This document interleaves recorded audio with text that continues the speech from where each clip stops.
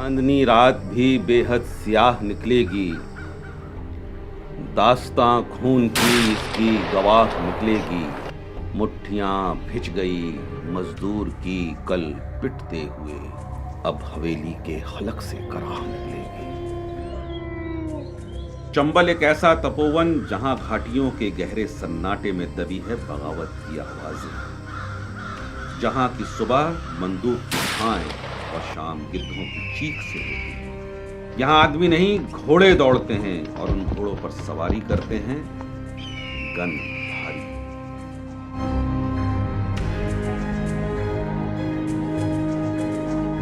एक वक्त था जब बागियों की बंदूक के धमाके सुन लोग अंदर तक कांप जाते थे, पर वक्त के साथ साथ बागियों के मन की कड़वाहट कम होती गई और एक एक कर कई बागियों ने बंदूक छोड़कर हाथ में माला थाम ली। भले ही बीहड़ में अब बागी नहीं हैं, लेकिन आज भी बागियों की कहानियां बीहड़ की हवाओं में हैं और लोगों की जबान पर भी। औरतों ने तो सबने भीतर लड़की ने, औरतों ने, बच्चे ने, सबने भगा देते। जो कुछ करना हो तो आदमी ने पकड़ मार कूट जो बुनते ही करते। हम लोग तो सब अपने भीतर रह जाते। एक बार पकड़ करी बाकी पंडित की लड़का की, तब सब लोग भीतर कर गए और अपने लड़का की पकड़ अकेले की करके ले गए और गांव में तो काउते कुछ नहीं कही, गांव में पूरे में। सन 84-85 में हम शिवपुरी में मेडिकल का कैंप लगे हुए थे। उस समय रमेश सिकरवार के गैंग का बहुत बड़ा आतंक था वहाँ। उनकी दहशत से लोग डेड बॉडियों को छतों पर जला लिया करते थे। तो हम लोग यहाँ रहते थे, उधर गैंग का आतंक, और सुबह पुलिस वाले परेशान करते थे क्योंकि मेरे बोर्ड पर सिकरवार, डॉक्टर सिकरवार लिखा हुआ था। तो सिकरवार होने के नाते पुलिस ने काफ़ी परेशान किया, बार बार पूछता तुम्हारे यहाँ आते होंगे, रिश्तेदारी होगी, जान पहचान होगी, इस तरह से परेशान करते थे। आखिर में पुलिस के दबाव और बदमाशों के दबाव के कारण हमको शिवपुरी छोड़ करके लौट करके आना पड़ा। जिस बागी का नाम सुन कभी लोग खौफजदा हो जाते थे, जिस बागी के नाम 70 हत्याएं, 29 डकैती और 100 से ज्यादा पकड़ यानी कि अपहरण हैं, उस खौफ को जानने हम जा पहुंचे उनके ठिकाने। 75 की उम्र के बावजूद हाथों में बंदूक और मूंछों पर ताव देते रमेश सिंह सिकरवार आज भी उतनी रौब से अपनी बगावत के किस्से बताते हैं। देखो, जब बागी बनते हैं तो परिवार को तो समझ लो परिवार से मर गया हमारी तरफ से। पूरे जो है पुलिस के अंडर में आ गया पकड़ में, तो पुलिस भाई से कहती है अपने भाई को मरवाओ या उसको हाजिर कराओ। तो भाई को मरवा तो सकता नहीं है, ये तो आप भी जानते हो। तो अपने भाई मुझसे बड़े भाई थे, बोगी बागी बन गए थे। एक अपने साले बोगी बागी बन गए थे। वो जे कहें पुलिस से एसपी ने कहा क्यों कम मरवा दोगे, पुलिस साथ 2-4 दिन में जा रहे हैं मिल के गैंग से, आपको सूचना देंगे, आप मार लेना, छोड़ दो हमको। पुलिस को घर वालों मार पीट करती है, लठ देती है और परेशान बुरी तरह करती है। 2 दिन खाना नहीं दिया उनके लिए। तो वो बागी मिलने वहाँ छोड़ दी, जाओ। तो वो आके साथ में बागी बन गई, लौट के नहीं जाएंगे। क्यों, पुलिस के लठ कौन खाए डेली। तो बागी बन गई। तुम हमारी मिलने वाली हो तो पुलिस ने तुम्हें लठ दिए तो तुम बागी बन गए। तो इस तरह से अपनी गैंग 30-32 आदमी थे, वो सब पुलिस ने बागी किया उन लोग। क्यों, मिलने वाले आदमी कभी तुम मिले और दोबारा मिले नहीं है, फिर तुम्हारे दुश्मन ने बोल दिया कि भाई साहब मिल रहे हैं, भले आप नहीं मिले बिल्कुल, तो पुलिस ये नहीं देखती है कि ये वास्तव में मिले या नहीं मिले। उन्हें या तो नोट चाहिए 10-25 रुपये देने के लिए, उन्हें चलवा दिया 6 महीना जेल के लिए। वहाँ से वो लठ खाओ 13 4 से 8 दिन। तो आदमी सोचता ठीक है भाई साहब, बोले हम जा रहे हैं, वो हम मरवाएंगे, गोली हम चलवा देंगे। वो वहाँ छूट गया सीधी गैंग में, बोले अब जाना ही नहीं है। चर्चा के दौरान हमें पता चला कि क्यों पारिवारिक और सामाजिक अन्याय के खिलाफ बागी बंदूक उठाने को मजबूर होते हैं। मतलब मैं 12 साल मिला था अपने बच्चों से, ये हमारे घर से यहाँ बैठी है कि मम्मी अपने बच्चों की, तो ये 12 साल उज्जैन रहे थे। ये 12 साल तक कोई मिला, कोई पता नहीं, जितने मेरे काम भाई जा निकल जाओ बाहर विदेशों में, नहीं तो पुलिस सेंटर में आ गए तो लठ खाओ अब जेल में जाओ। और जो ऐसे आदमी अपने खास मिलने वाले वो ज़्यादातर वो भी ज़्यादा बागी बने थे, क्यों वो कहते मरवा, तो मरवा सकते नहीं, इसी वजह से चल बागी बढ़िया, चल वहाँ तो भाई साहब सिंह साहब साथ ही मरेंगे या देखेंगे, पर मरे तो जब अन्याय करो तब मरोगे। बगावत के खौफ ने अमीरी और गरीबी की दीवार तोड़ दी थी। शायद इसीलिए कमजोरों ने, गरीबों ने सिकरवार को देसी रॉबिन हुड का खिताब दे दिया था। गरीबों के तो वो मसीहा होते थे, कभी परेशान नहीं किया गरीबों को। पकड़ भी ब्राह्मणों की और बनियों की ज़्यादातर हुई, ज़्यादातर बनियों की हुई, उसके बाद ब्राह्मणों की हुई। ठाकुरों की कभी कोई पकड़ नहीं हुई। क्यों? शरण ठाकुर ही देते थे जंगल में, तो कभी आतंक नहीं फैलाया डाकुओं ने यहाँ, और बड़े सरल स्वभाव के होते थे। इन बगावती कदमों को ना जाने कितने रोड़े पार करने पड़े, और तो और बागियों के चरित्र को भी धूमिल करने में समाज ने कोई कसर नहीं छोड़ी है। आपको जानना जरूरी है, क्योंकि अधूरा ज्ञान खतरनाक होता है, जो डाकू और बागी में अंतर न कर सके। तो बागी डाकू वो कुछ घर से जाते, रात को डकैती डाली घर पहुंच गए, वो कहते सर डाकू वो डकैती डाल के भाग जाते हैं वो। और बागी तो ये महात्मा की तरह से रहता है जंगलों में, वो कभी गांव में नहीं जाएगा, ना किसी खाना खाएगा, तो बागी है वो डके तो डाकू तो जी अपने लूटी पीटी घर गए, शाम को रात को निकले, सुबह अब रात ही पर 11 हो गए। वहाँ से कोई औरत मिल गई, उसके जेवर उतार लिया, छीन लिया, उन्हें कोई मतलब नहीं किसी से न्याय से। इसी बागी में और डाकू बहुत अंतर रहता है। बागी एक महात्मा मानो उसके लिए, तो भी चल पाता वो, और जे गाँव वाले रात को गए लूट के बच जाए वहाँ से। बगावत एक तपस्या है, बगावत एक मजबूरी है, जिसमें गृहस्थ जीवन और सारी मोह माया को छोड़कर 24 घंटों मौत के सम्मुख रहना पड़ता है। होनी तो होके रहे, अनहोनी ना होए, जाको राखे साइया, मार सके ना कोई। रावण में लिखा है कि जिन मोह मारा ते में मारा, है तापर बांधा तने मारा। हनुमान जी ने कहा नहीं, आदमी कहते इस मारने से पाप लग गया, नहीं, कभी कोई पाप नहीं लगता, उसको हम नहीं मानते। ऐसे एक था, एक मूर्ख मिल गया अपने लिए, एक अपने जा रहे थे, पूरे गैंग वाले थे, तो रात का टाइम पानी पीने को, गर्मी का मौसम था, तो पानी पीने से कुएं पहुँचे अपन, तो पानी नहीं पीने दे रहा किसी को, उसने मना कर दिया नहीं मैं कुएं पानी पीने दूंगा किसी को। मैंने उसको समझाया, उसके पास बंदूक थी, 12 बोल, मेरी तेरे पास बंदूक है, बंदूक से मुँह डरने, हम तो रात दिन वही काम कर रहे थे, उसकी बंदूक मैंने ले ली, मैं तो बंदूक ही धोस दे रहा हो, तो बंदूक से मुँह डरना ही है, अब तेरी बंदूक हमने छिल ली। बोला तू क्या करेगा? बोला मर सकता हूँ, बोला पानी नहीं पीने दूंगा मैं किसी कुआ पे से। मैंने उसको समझाया, पर वो कहते हैं जब होनी तो हो गया, होनी ना होए, और जाग हो रहा क्या साइयाँ मार सके नहीं कोई, जिसका काल होगा वो वहीं पहुँचेगा जरूर, मरेगा वो। तो उसको मैं प्रेम से समझा रहा, तो उल्टा मेरे से कहने लगा कि पानी कोई पी के देगा, वो गाली पकड़ने लगा, माँ बहन हो गाली। मैंने कहा तू गाली मत बक, अब नहीं तेरे गोली पड़ जाएगी। तो मेरे से बोला अरे, बोले कौन ऐसा मान रहे गोली देगा? बोले मार के देखो मेरे लिए, तब पता लग जाएगा। बोले मैं ट्रक भरवा दूंगा। मैं तू मर जाएगा, ट्रक किसका भरवाएगा? तू मर के ही चला जाएगा। बोले कौन मारेगा?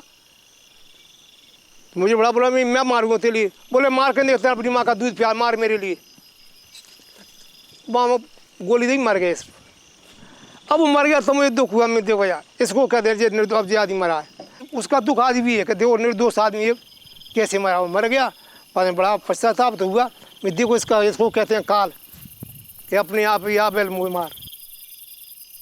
शायद जिंदगी और मौत के बीच की वो जंग जो बीत गई तो बात गई और जो जीत गई तो सांस गई। पिता के रूंधे स्वर और मां की सिसकियों ने सिकरवार को बगावत छोड़ने पर मजबूर कर दिया था। मतलब जब टाइम ज़्यादा हो जाए बागी को, तो बागी के दो ही रास्ते हैं, या तो वो सरेंडर होगा या मरेगा। कब तक रहेगा?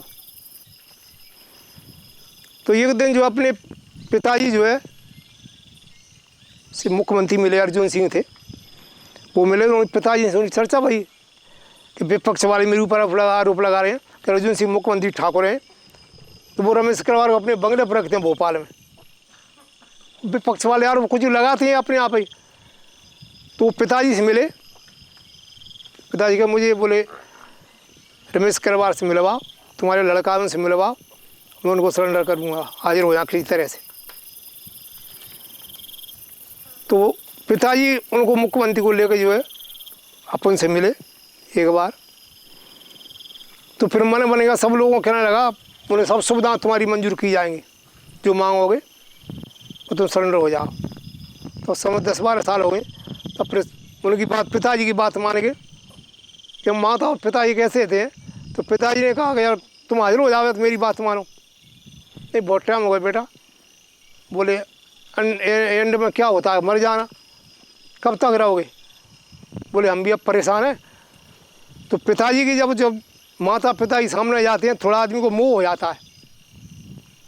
तो पिताजी बातों में खुद हमारी माइंड में जम गई कि जब माता पिता 10-12 साल से परेशान है आप। नहीं ठीक है पिताजी, तुम्हारी बात नहीं टालेंगे।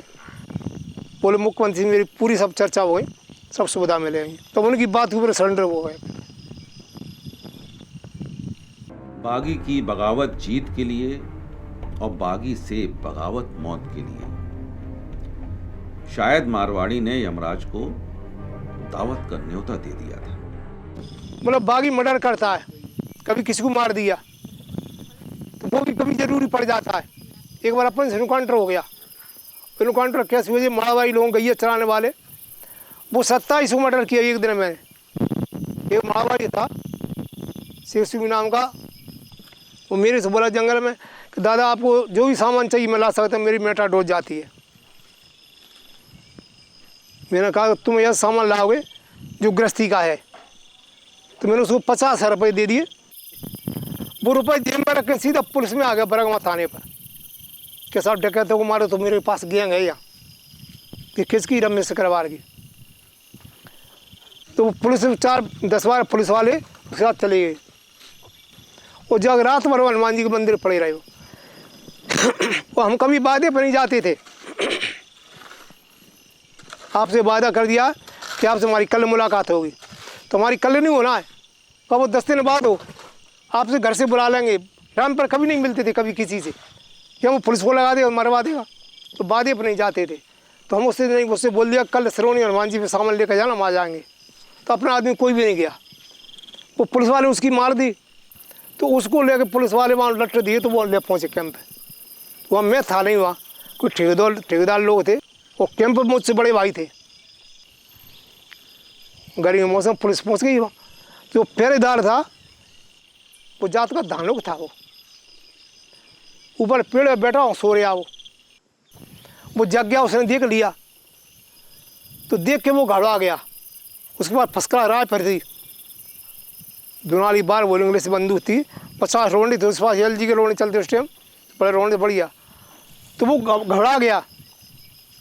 अगर वहीं किसी ठाकुर लड़का होता उसको वहीं मार देता वो। तो घबरा के वहाँ बंदूक उसने ऐसे करी तो हाथ से बंदूक छूट गई। बंदूक ही गिर गई हाथ से। और बंदूक गिरी ऊपर से चली बंदूक, वहाँ रोंडे लगे थे धमक से एकदम। तो वो घबरा के वो हवलदार वहीं गिर गया। तो मैं गोली दी है किसी ने, और कूद के वहाँ से ऊपर वो भजा अपना पहरेदार। तब वो मड़वा नहीं गई, वो बच के जा रहे हैं। बाकी कूदा ऊपर से। आप क्या कर रहे हो? तो हम स्टेशन के लौटा के हवलदार ने उसमें दी, तो हम पीछे लग गई। तो जब तक मैं आ गया वहीं थोड़ी दूर भैया में था, तो उसने आवाज़ दी तो लाल पगड़ी वाले साले तुमने धोखा किया हमारे साथ, उसी में खाए में ठेक किए तुमने। तो वो आवाज़ मैंने भी सुन ली, इतनी दूर था मैं। गैंग जब निकल गई, मैंने उनसे पूछा आबादी करे, फिर पहुँच गया, मैं अपना संतरी मारा गया। बोले नहीं वो तो आबादी मैंने भी सुनी है। पर उसने जी कहा लाल पगड़ी वाले तुमने धोखा किया हमारे साथ, कि साले उसी में खासी में ठेक किया तुमने। उसने आवाज़ दी है, आवाज़ क्यों दी उसने, मुझे लगता है वो मर गया। हमने कहाँ की पुलिस हो सकती है, जब सोपुर की पुलिस होगी। तो हम सोपुर पहुँच गए, तो जहाँ टाइम 6 बजे शाम को सोपुर पहुँच गए। ट्रैक्टर में बैठ के सिविल ड्रेस में बंदूक रख ली ट्रॉली में और वर्दी रख ली ट्रॉली में, खाकी वर्दी पे चलते सभी लोग। सोपुर जाके मैंने अपने मुकर से जाके देख के आ, मैं फलान 5 स्टेट ही पढ़ करना अभी अपन ने। तो ईंट के जवाब पत्र देना, पुलिस को पकड़ वहाँ नहीं जाती, उनको करने जी पकड़नी होती है सोपुर से। तो वो गया तो माड़ा बागी लोग पूरे इकट्ठे 100-200 वहाँ, वो अपना बागी जो जीप में रख के ले गए, वो ख़त्म हो गया उसको। वानी साहब वो अरे के नाम का बागी था दानक, वो तो मारा गया। तो हमको चल मूड ख़राब हो गया, मैं चलो वर्दी लगा, सब लोग सब वर्दी लगाएं, खाकी वर्दी, बंदूक जो पुलिस की थी वो बंदूक अपने पास थी 303। रोड पे आ गए 6 बजे, जीप लेके हम सीधे वहाँ पहुँचे। टप्पर में गोली चलाई उनके यहाँ रात को 8 बजे। मैंने गांव वाले 4 लड़के अलग बुलाए, सब वो बागी छोड़ दिए, उनको वर्दी पहनाई, वो राइफल दिए, मैं बैठ गया गाड़ी में अंदर। बोले सबको जाकर मुझसे गाली देना आप लोग। अब वो 4 लड़के अलग गांव वाले बुलाए, बोले पुलिस वाले आए, बोले आप तुम किसको लाइसेंस चाहिए बंदूक है, आप सब लोग अपने नाम लिखा। तो माड़ा बाड़ी सब लोग इकट्ठे हो गए, ये गाय चराने वाले। उन्होंने रमेश सिकरवार तो गाली देना मुझसे, बोले वो हम अंदर चोद है, वो तो मुझसे गबुल्ट गाली देना तुम। वो गाली देने लगे कि हाँ भाई साहब गोली क्या ही चली ये बता। मानी साहब मेरा भैया पुलिस लेकर आया बरगमा से, मैं साथ में, वो सब बोले 18, 15, 16 हम सब साथ में थे साहब, हमने मरवाया साहब उसके लिए, डकैत के लिए। तो मैं उसने सुन लिया गाड़ी में बैठ के अंदर कि सच्चाई क्या है। तो मैं गाड़ी में से निकला, मैंने क्यों गद्दार हो, तुम्हारे देश में आए कहाँ से ये बता पहले। तो एकदम पैरों में गिर गए, दादा गलती हुई हमसे। अरे मैं सारा आदमी मर गए, गलती का आएगी। मेरे कितने आदमी बैठे, 16 आदमी थे वहाँ, मैं सब हाथ बंद पूरे, सब हाथ बंद। 16 में गोली वहीं दे दी सब, वो 16 वहाँ मारे पे 5 सवेरे था, वो 27 मारे वो। शायद मारवाड़ी ने एक सच्चे बागी के भरोसे को उसकी मजबूरी समझ लिया था, तभी तो उस बागी को मजबूर होकर उसे मौत की सौगात देनी पड़ी। जिस तरह धूम्रपान स्वास्थ्य के लिए हानिकारक होता है ना, उसी तरह सुरा और सुंदरी बागी के लिए। एक लड़की को पकड़ के ले गए थे यहाँ से, जागदा गांव से, मैं पूजा कर रहा था जंगल में। तो वो आए थे यहाँ अपना करने के लिए, पकड़ करने आए, तो फिर पकड़ करके लाओ। तो पकड़ करने गए तो पकड़ करने करते हुए लड़की को ले गए पकड़ के। मैं पूजा कर रहा सुबह 8 बजे, तो मैंने देखा पीछे बहुत चूड़ियों की आवाज़ आई, यहाँ जंगल में औरत की चूड़ी देखा, तो वो लड़की सामने आ रही थी। मैंने पूजा बंद की, पहले उसको बुलाया, बेटा इधर आ। मैंने पूछा कहाँ के बेटा, कि जाके था, कौन हो? बोले मैं नहीं हूँ। अच्छा यहाँ कैसे आए बेटा? बोले मुझे बागी 2 बागी पकड़ के लाए मुझे। तो मुझे बहुत बुरा लगा, मैं तुमने रमेश सिकरवार नाम बदनाम करी दूर कर, वो तो औरत में पकड़ करने लग गए। मैंने उसको बैठा बैठ जाए बेटा पास में। मैंने दोनों बागियों बुलाए, इसको तो क्यों लाए, तो भाई साहब ले आए। तो अपने साथ एक प्रभु नाम का बागी है, मैंने उससे कहा प्रभु मैं पहले बंदूक रखो, अपनी दोनों बंदूक रख दी, मैं चलो जाओ निकलो यहाँ से, मेरी दोनों गोली दे दो। तो दोनों मार दिए वहीं विस्फोट हुए उस लड़की के सामने ही, उसको पकड़ के ले गए थे। अगर उसको नहीं मारोगे अपन, उनको नहीं मारते, तो कल बागी दूसरे दल वो दूसरे औरत पकड़ के आएंगे। तो उनको ये पता लग गया कि वो औरत पकड़ने से परिणाम क्या मिलता, सीधे मौत। सिकरवार के लिए बगावत का अर्थ ब्रह्मचर्य है, जिसमें सुरा और सुंदरी को इजाजत नहीं। मजबूरी की अर्थी पर लेटकर त्याग की देह जलने तक का सफर ही बगावत है। देखो बागी बनने के बाद में कोई जो गरीबों की मदद करने से अच्छा लगता है, बागी बनना कोई अच्छी बात नहीं होती है। क्यों बागी बनना तो संसार से वैसे पूछिए, एक राक्षसी जीवन है वो, तो दुनिया से अलग है। ये कभी दिन में गांव में जाओगे नहीं, रात को रात देखो, रात में रहोगे जाओगे, और दिन हुआ और जंगल में भगो से आओगे यहाँ से, तो जंगली जानवर कैसे माना जाए वहाँ से। कोई गांव से कोई संबंध भी नहीं, जनता का कोई संबंध नहीं है, कोई राक्षसी जीवन। बागी कोई जीवन थोड़ी है, वो तो मजबूरी यहाँ में। जब बागी बनता है तो अपने आप को भले ही वो अच्छा कहे, परंतु अच्छा नहीं माना जाता हो। बगावत के कदमों को आत्मसमर्पण की बेड़ियों ने रुकने पर मजबूर कर दिया था, लेकिन कत्लेआम के बदले ऐशो आराम की जिंदगी सिकरवार को रास न आई और उसने अपना सर्वस्व मां भगवती को न्यौछावर कर दिया। सरकार है जो बागियों सुविधा कैसे बनाई थी, क्या बनाई थी, मैं तो उसके विपरीत में था। क्यों था विपरीत में? आज भी विपरीत में कहता हूँ, पर जो सरकार ने नियम बना दी उसका तोड़ोगे आप। तो मान लो मेरे ऊपर 70 केस मर्डर के, अपने ऊपर 70 केस मर्डर के, तो 70 केस मर्डर के हुए अपन वो आदमी उसके लिए सब सुविधा दे रहे हैं, पूरी स्टैंडर्ड खाना और सब व्यवस्था लगी VIP, तो वो होना ही नहीं था। ऐसे लोगों को पूछो तो फांसी होना चाहिए, पर सरकार ने वो नियम बना दिया, वहाँ जाया हो गया। पहले उन्होंने शर्तें दे दी मुख्यमंत्री की, नहीं बागियों के लिए सर सुविधा दी जाएगी, कोई फांसी नहीं होगी और सजाएं माफ़ की जाए उनके लिए। तो मैं तो जेल में जाने के बाद में अपना पूजा करना सुबह 4 बजे जग जाता था और सुबह 8 बजे तक पूजा होती थी। और शाम को जो है नहा धोके 2 टाइम नहाना और शाम को नहा के फिर पूजा करता था। मैया की जब मेहरबानी होती है तो DP सिंह ठाकुर थे, गौर ठाकुर ग्वालियर थे, वो धीरेन्द्र था उसका नाम, जेलर का नाम, सब जेल पे था वो, धीरेन्द्र प्रताप सिंह थे गौर ठाकुर। तो वो पहले अपन जब सरेंडर हुए तो जेल में अपन ही मानते हैं कि झाला घंटा झाला बजा अलार्म मारा जाता जेल का। तुम्हारी संग झाला पूजा में बजती थी तो जेलर साहब थोड़े नहीं यार मत बजाया करो, ये जेल का नियम है, नहीं बजाएंगे हम, सब रख दी मत बजाओ यार, जैसे जेलर का भाई चलना पड़ेगा। और 9 दिन का व्रत आया, अखंड दीपक शुरू से अपना चलता रहा, जंगल में थे तो अब अखंड दीपक कभी बंद नहीं हुआ और वो जेल में पहुँचे, जेल में चलता रहता था। तो 9 दिन में व्रत आया तो जेलर ठाकुर थे, उस नाते फिर उनके जेलर साहब हवन था 20-25 किलो का 9 दिन का पूरे पर, फिर जेलर साहब हवन फिर आप बैठो आप ठाकुर नाते से अपने आप अधिकारी नाते से, तो जी हवन चलता रहा 3-4 घंटे। तो जेलर साहब बोले अरे जी यार ढोंग धतुरे माता वो किसी ने देखा है तो वैसे नाटक है। मैंने कहा जेलर साहब क्या आप तुम देखना चाहते हो क्या? 10 दिक्पालों को दीपक बनाए जाते हैं आटे के, आटा गूंदे के, तो दीपक बनाए उन लोगों को। पंडित जी ने कहा अपने अपने दीपक जला, हाथ में रखो दीपक, और जेलर साहब ने दीपक उठा हाथ में रखा, दीपक जल गया। और ऐसा दीपक जला आधे घंटे 1 घंटे तो वहाँ लोग दीपक में पूरे में हाथ में रखा था, जेलर कप पे पूरी खड़ा हो गया। मेरे पैर सीने को दौड़े, पंडित जी के पैर सीखा, मेरा क्या होगा? मेरे जेलर साहब तुमने देख लिया कि ज्वाला हमें ज्योत तुम्हारी तुम्हें सजा पूरे नारी ज्वाला तुमको देखिए अपने आप जलेगी। अब जेलर साहब वहाँ उठेंगे, मेरे पैर में मेरा भाई घरवाली आई जेलर की, पूरा स्टाफ इकट्ठा हो गया, 150-200 बंदी इकट्ठे हो गए।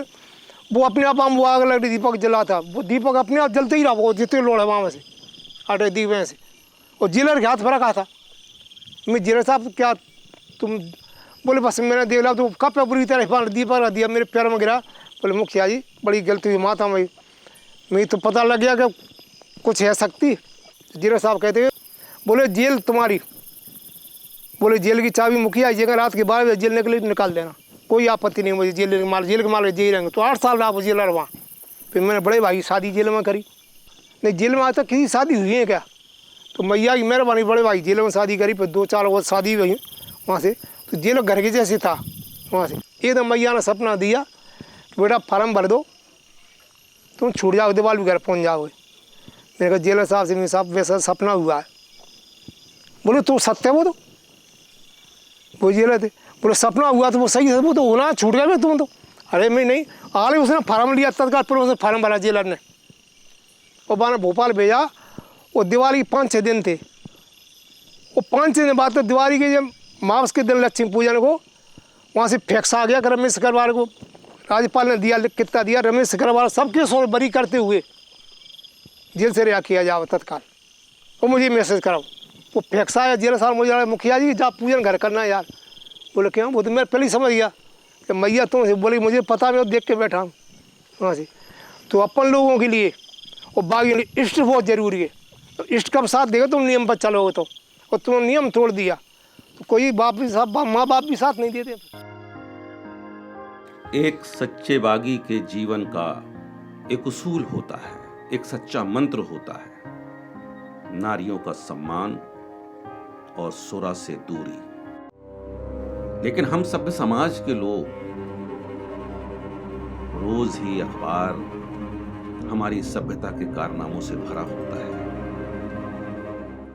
शायद सभ्य और असभ्य में ये कितना बड़ा अंतर है, अब हम समझ लें तो ठीक है। तो जब मजबूत की लाठी मजबूर की बंदूक बन जाए तो समझ जाना कि आ गया है कोई गनधारी।